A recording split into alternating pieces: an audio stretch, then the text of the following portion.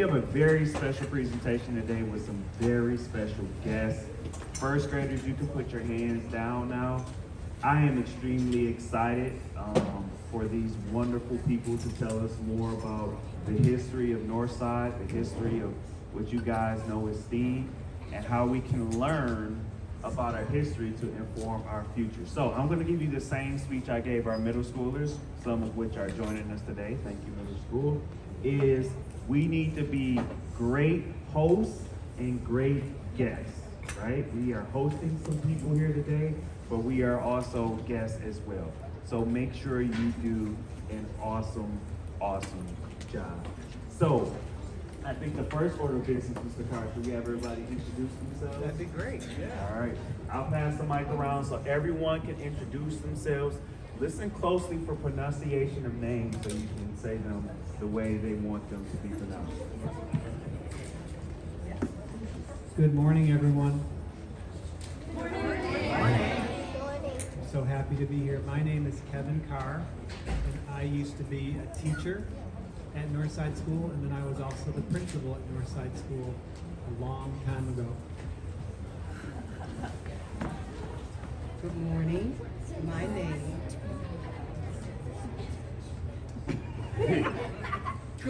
Good morning. My name is Elaine Bennett, and I am a former teacher here at Northside. I started in 1974. I retired in 2007, so I spent 33 years with Ann Arbor Public Schools.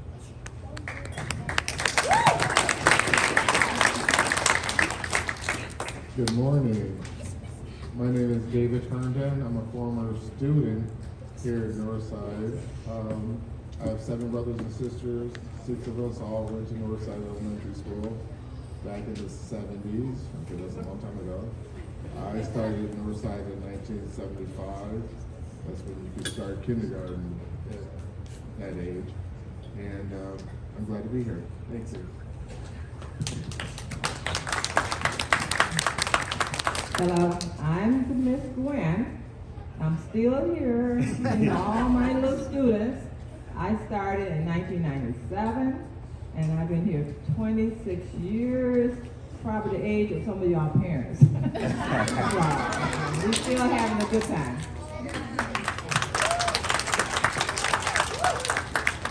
Hi, my name is Lisa Carell. That's the name I had when I was here, and my children went here, and that was Poteet's. So some of you know my children better. And I've known her since I was in first grade. And we went. Woo! My name is Deborah Calvert. I go by Debbie. I was born and raised here in Ann Arbor. I'm currently living in the home that I grew up in when I was coming to this school. I was with kindergarten through 6th grade. I started in 1964 and left in 71. And thank you all for inviting me here today. I look forward to your questions, and I hope you all learned something today.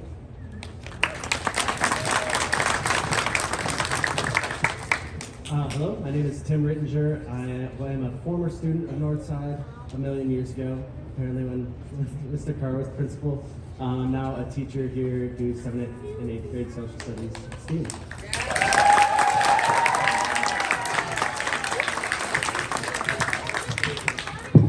Again, thank you guys so much for joining us. We're so happy to have you. It's good to see some people not only attended, but came back to Northside to work and be a part of what we're trying to build here. So, if I'm not mistaken, we may have a few questions for our panel. Is that true? Yeah, thank you, Jordan. I heard it from Jordan. So, Ms. Bednar, will your class be asking the questions? Should I pass it on to you guys? The first graders created the question and have asked us to ask the panel on their behalf. And my students should all have assignments. So yeah, they're going to alternate.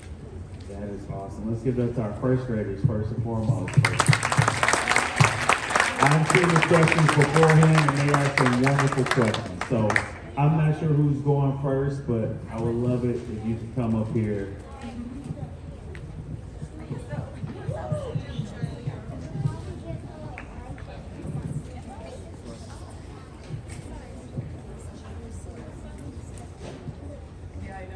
teacher here, did you have, Oh my goodness. Did we have NAAPID? I believe we did have NAAPID when I was coming here. I don't recall a lot of what we did at school for it. But I remember it being something when I was a kid that was talked about, and I remember it being NAAPID and going, oh, I don't know what that is. So, I'm like, want to hand the mic up. So I was thinking about this question. I was like, my side of it is I knew that we had NAAPID, but I don't remember what we did entirely. So there are a few folks down there that were around with adult brains at the time that might be able to speak more to it.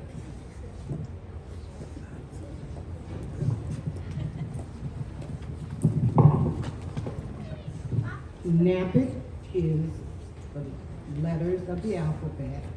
Those letters of the alphabet stand for National African American Parent Involvement Day. And it was designed after an administrator went to the Million Man March, came back and said, how do we get parents involved in the education of their kids? Here at Northside, we had a presentation. We invited parents in. There was usually a dance or a play scenario, meaning something took place on this stage. Parents got to go into classrooms where their kids were, and then got to have a discussion afterwards.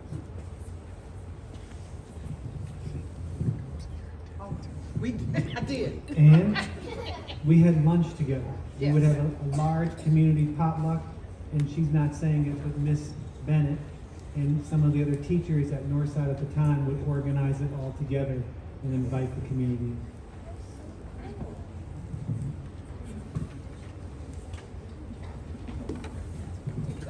You're doing great. You're doing great.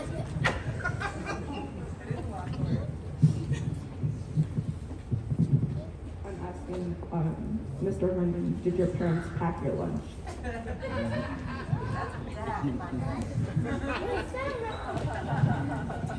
Did my parents pack my lunch? No. Back then, we had breakfast here, we had lunch here, and back then, they used to make this pizza that was the best lunchroom pizza in the world. It was just a sheet tray with some cheese, sauce, and I think sausage on it. But yeah, no, my parents did not.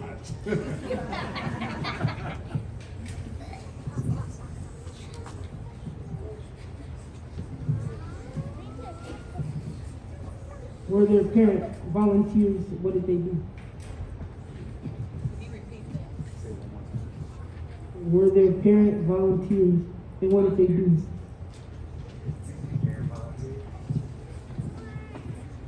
My parents were both self-employed and had their own businesses, and so they did not volunteer much at the school because they were running their business. My mom was a stay-at-home mom, and we had to walk home for lunch every day. We didn't get to stay at school because I lived 2 blocks away, so I had to walk home, and my mom stayed at home, so that was different. I just want to clarify, as an elementary student, they used to just let you walk home and come back. Okay, all right. I just want to make sure I understood the context of that. I'm not speaking of my parents, I'm speaking as a teacher. There were parents who did come and volunteer in classrooms. They usually helped with the bulletin board, or they went on field trips. And there were parents who came at lunchtime and helped when the kids went out on the playground.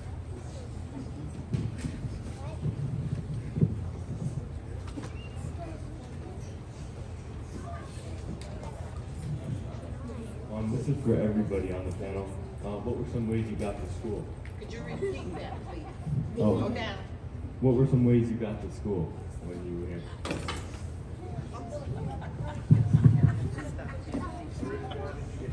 Yeah, I can start this off. I actually came here, this is the second school I came to, so we got driven every morning, take the highway, and we get picked up at the bottom of the hill, My brother and I would run down the hill every day and jump over the fence in an incredibly dangerous practice. And my mom would tell us not to do it, but we would be driven every day to school and back.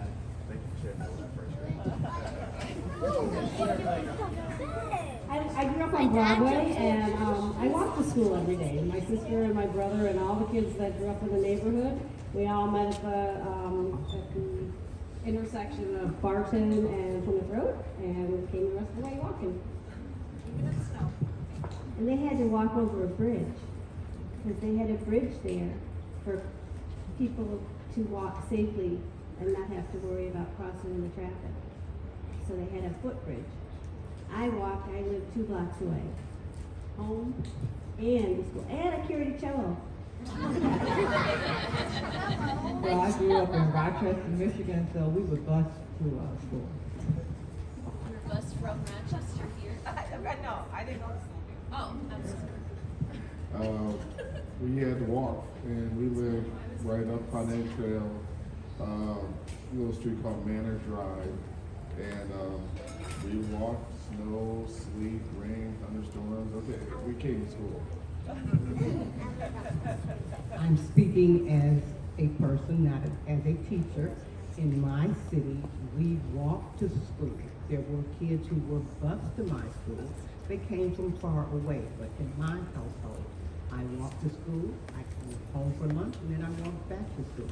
But in this school, in Northside, there were kids who walked, but there were also kids who were bused. Those kids came from North Campus, and they spoke many different languages, and so it was wonderful for the interaction when they were here at lunch. When I was principal here, just like Ms. Bennett said, some kids came on the bus, some kids walked. The thing that I noticed this morning when I drove to Northside is that there was a crossing guard out front. And that crossing guard looks different than it was when we were here together. I saw a police officer out there today. Typically there would have been a volunteer, and sometimes it was me. Thank you for that, Mr. Carr. Miss Judy, our crossing guard, hopefully will be joining us soon. She's just recovering, so we'll be happy to have her back. This question is for everyone. What did you wear to school? We can't hear you, so you need to speak louder. What did you wear to school? What did you wear to school? Cross colors? What did y'all wear to school? Largely kind of whatever we grabbed in the morning. Honestly, not all that different from what I wear as a teacher.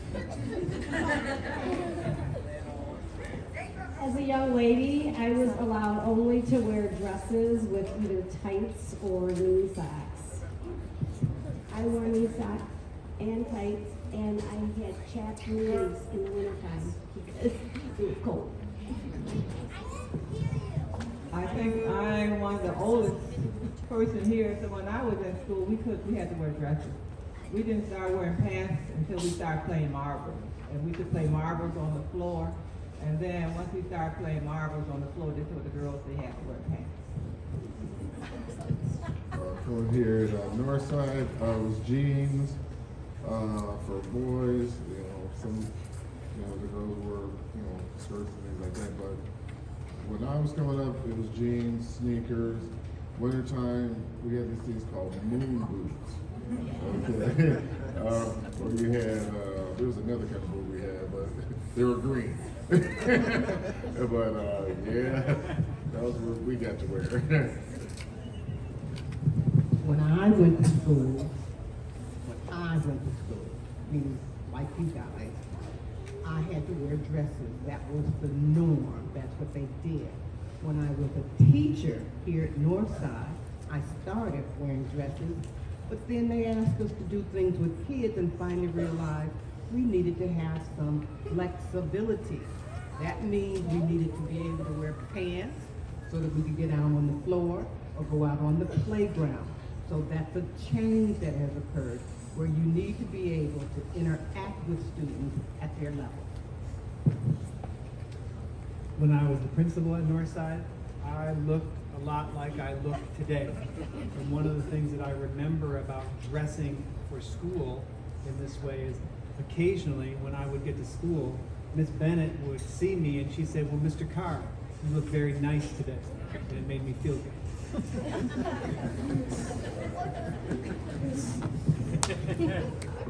Yeah, Mr. Carr, principals should wear suits at all times. I agree with you.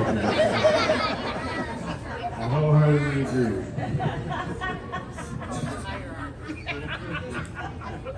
This is a question for Mr. Clark. What holidays were celebrated at school? Could you say it one more time for me, What please? holidays were celebrated at school?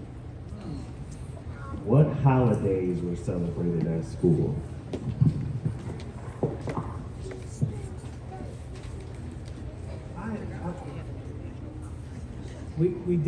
We had a lot of international families at Northside.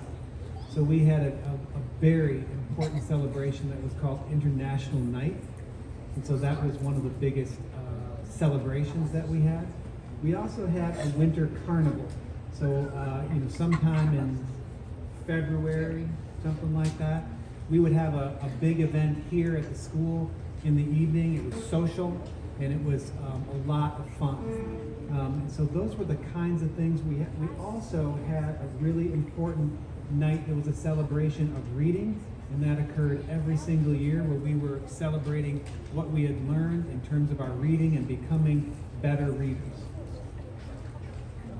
Oh. And every year at Thanksgiving, we would have a turkey trot. And so we would go outside back to the area right here, and our PE teacher, Mr. Deacon, would organize it for us, and the whole school would go outside and we would make laps out there around some cones, and then we would have a celebration with donuts and apple cider. It was quite a time for us. So those were the kinds of things that we celebrated.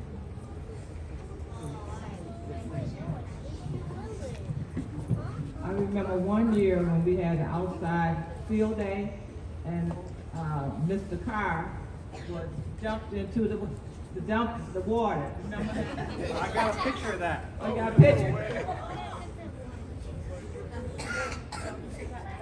So that was part of the field day, and on the same day as field day, I forgot this one, we would have an ice cream social in the back.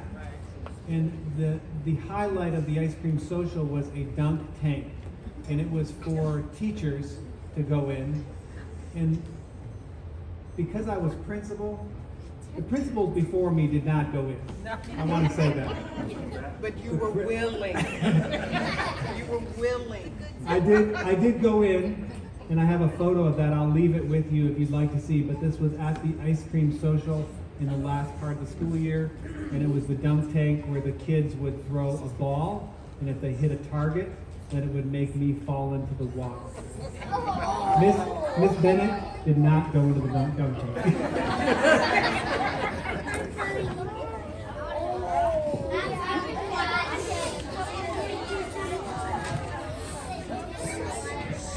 Where was your classroom?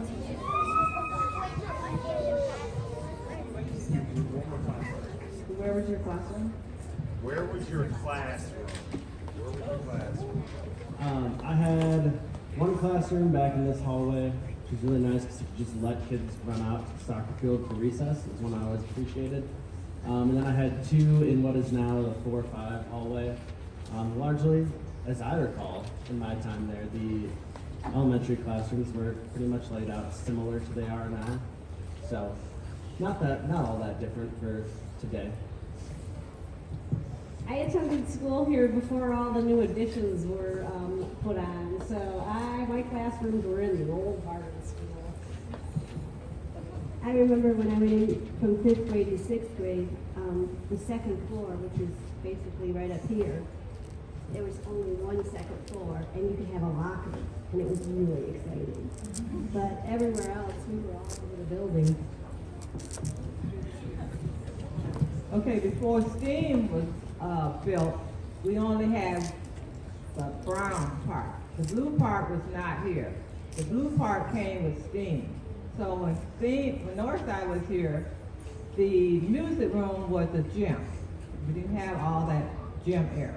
That was the music room, and this was still the lunch room. And that was it. But I believe the lunchroom used to be in the. Yeah, when I was here, my kindergarten class was right next to the office, and down that hallway over there was my first grade classroom. Second grade was down the ramp. Third was before you went out the doors to the right down there. Then going through fourth, fifth, and sixth were down on the other hallway here. That used to be the greenhouse, straight across right there. One thing I just wanted to mention also, back then we had safety guards. So we had safety patrol, and we would get a little sash, and we would patrol the school inside, and we would be the crossing guard. So we actually got to go out to these areas where kids needed to cross, and that's where we were. Since I was a teacher who taught special things, my room was upstairs up a hall, and David actually remembers. Yep, she was one of my teachers. When I was a teacher at Northside, my rooms were 301, 304, and 305, and I taught third grade and fifth grade there.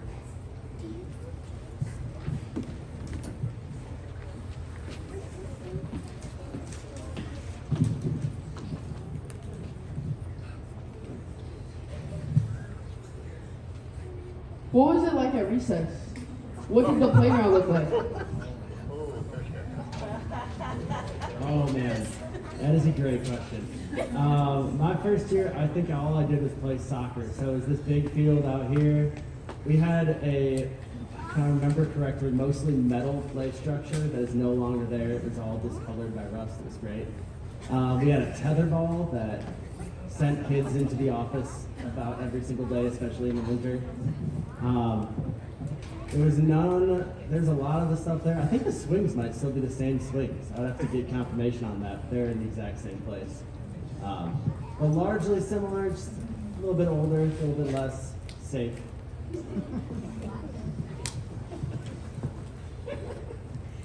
We had a lot of fun at recess. We did have metal structures on monkey bars, teeter-totter, rings where you could swing from one end to the other. We had one of those, no, I don't think we had one of those merry-go-rounds. There was a merry-go-round in the. There was a merry-go-round up here, right, kind of to like twirl around on and swing off. That was pretty dangerous. And what No else? helmets. No helmets. We played Foursquare a lot. We played tetherball, like you said. And there was a soccer field. I never played soccer, but a lot of kids played soccer. But we just played on the monkey bars and went to the slides. Those hot slides. Yeah. But we all survived somehow. Also, in the wintertime, we were allowed to bring our ice skates. And over at the Park and Rec, they used to have ice rinks that we could skate on. And sometimes during recess, our teacher, if they were willing, would go out ice skating with us. Yeah, we had ice skating ring, and then with the monkey bars that's there are still there. They've been there full time, over 20 years. The playground, we used to have sleds. Back in the day, in wintertime, we had sleds, and the kids could fly down the hill. And we had the, and I had, noon hour workers had whistles back in the day. And we would blow the whistle, and the kids knew to stop. They were real obedient. We would blow that whistle, they said, like that. But they stopped the whistle, and the kids just run. No, this is old. That jungle gym, the middle one that you guys play on outside here, has been here since my siblings been here in the 60s. So that's the only piece of equipment out there that's the original here at Northside. Where the gym is, that used to be a basketball court. And we had a few swings there that went around the outside of it. And we had these kind of concrete like things that you could slide in and out of.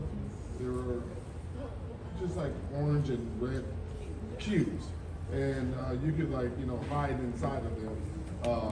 Yeah, but we played a lot of kickball. That was our favorite time. Oh my God, that was awesome. And one of our principals here, Mr. Henry Miles, he was the first African American principal here at Northside. He bought everyone ice skates. So we had a lot of kids that were from the area that never skated, that were black children. So he bought everyone ice skates, and the little structure out here was heated, and we could take them home with us, and we could ice skate. And we got taught ice skating from a lot of other people and how to play hockey. So, you play hockey? I do too.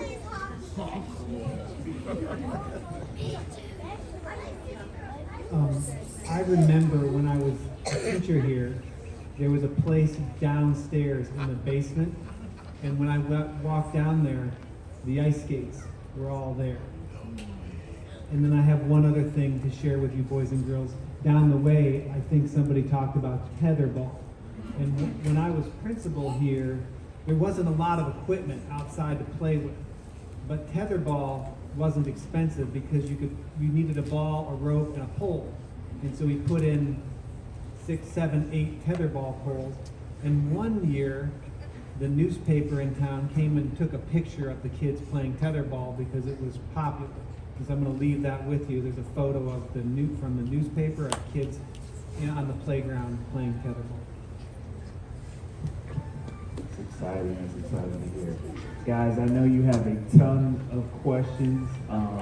Unfortunately, we could only get through a couple more because our guests have lives they have to live. So we're going to take about 2 more questions if that's okay.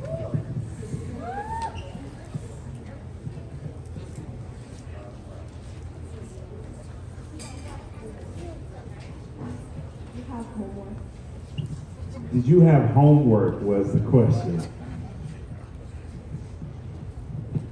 The short answer is absolutely yes. We did, and we also had extracurricular homework, which was to go out in the woods and play and find frogs and explore the creeks and things like that. There's nature areas all around the back neighborhoods, which are now built up. But Black Pond is where we used to go and do a lot of our extra homework. Yeah. Definitely.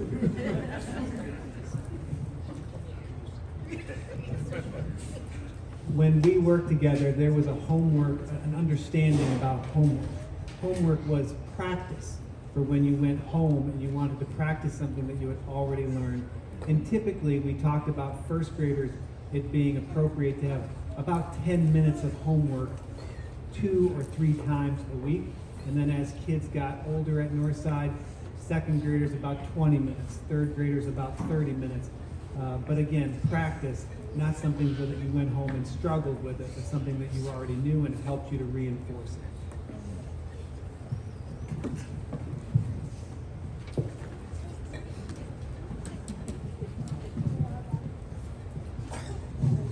What special did you have? What specials did you have? Being a K5, Kurt 6, somewhere down there at some point. We had band, and I was saying earlier, I think when I had 5th grade band, we met in this room. We played like right along the stage here. We had gym in what is now the music room and the band room and the STEAM lab. Big old gym there that actually connected outside. And then we had art that I remember not enough of. And library. So we had art. I wasn't very artistic. I liked making stick people. That was my specialty. I liked finger painting. We did have gym, and I remember having to climb these ropes that went up to the ceiling. We probably don't have to do that now because it's pretty dangerous. But that's one of the things we had to do in our gym class. Lots of sit-ups, lots of push-ups, and running, like with that field out there. we'd have a special day where it was like fitness day, and we had to run around that field 3 times. I learned to play violin when I was here, so I took music, and what else? Gym, music, art. Yeah, that was about it. When the library was built, before the library was built, it was an auditorium. And they built the library on top of the auditorium.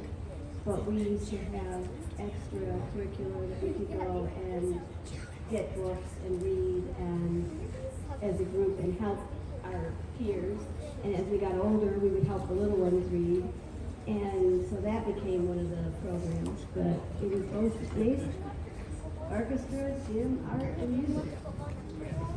When I came here, the kids loved to play soccer. Soccer was a very popular game back in the day, and we played soccer on that field. And some of those kids went to high school and went to college on those soccer degrees that I know from here. We had a great soccer, and Mr. Deacon would have in the gym certain morning they would play soccer in the gym, not soccer with that stick, hockey. Yeah, he would have hockey that they would come early and they would play in the gym from 8 o'clock until the bell rang. Mr. Deacon was our a gym teacher or whatever. He's an excellent. The teacher, some of us will remember Mr. Morris, that used to be here as a gym teacher. And trust me, he worked us a whole night in the gym. It was definitely, I remember the rope that we had to climb, but I could never climb that rope. But I used to play the trumpet when I was here. I always wanted to be an artist like Dizzy Gillespie, playing the trumpet. And I'm an artist, I love to draw, I love to paint. And one of my daughters loves to paint, so I think that's where she got that part of me. So, yeah, those were good times here. I think one of the things that Ann Arbor Public Schools has done well is institute a policy that says 5th graders get exposure to music. And for a lot of kids, that's their first opportunity to have an instrument in their hands or to hear music. So I'm glad that that's a tradition that continues. First graders, unfortunately, that's all the time we have, but can we give a big round of applause?